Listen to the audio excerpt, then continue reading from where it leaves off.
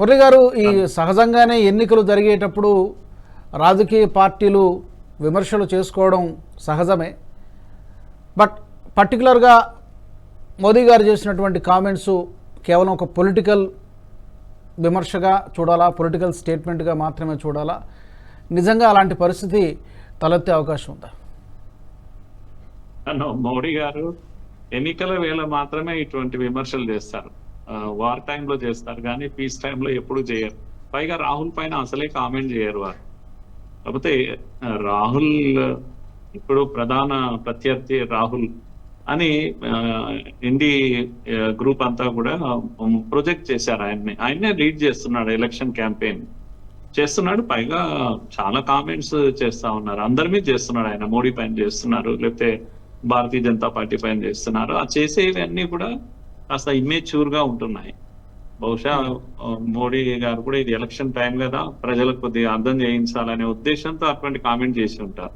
అది వాస్తవం కూడా, పొలిటికల్ కామెంటే, అది నేరుగా పొలిటికల్ కామెంట్. ఆయన వాయనాడుకు పారిపోయి వచ్చాడు అనేది, ఆ పారిపోయి వచ్చాడు అనేది కాస్త ఇబ్బంది కలిగించవచ్చు, కానీ వాస్తవంగా అక్కడ ఉత్తరప్రదేశ్ ను వదిలిపెట్టి ఆమె చేతిలో ఓడిపోయి పరాభవానికి గురైపోయి స్మృతి ఇరానీ చేతిలో 2019లో అలా వాయనాడులో చావు తప్పి కన్నులొట్టబోయింది అనే పరిస్థితి మనం చూసాం కళ్ళతో.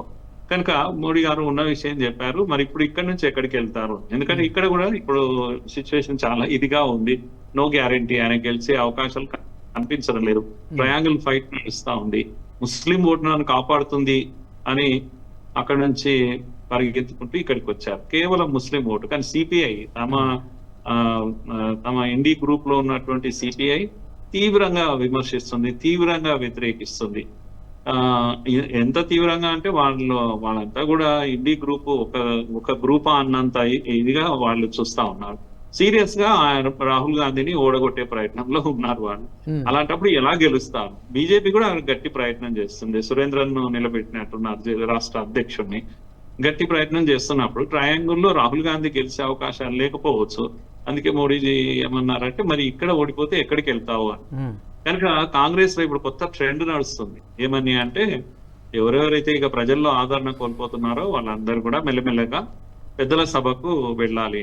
సోనియా గాంధీ పెట్టింది కనుక ఇక రాహుల్ గాంధీ కూడా తప్పదు ఇది అనే పద్ధతిలో ఆయన ఉన్న నిజాన్ని కాస్త కటువుగా చెప్పాడు, అంతేగాని ఒక పొలిటికల్, ఒక సెటైరికల్ గా కామెంట్ చేశారు.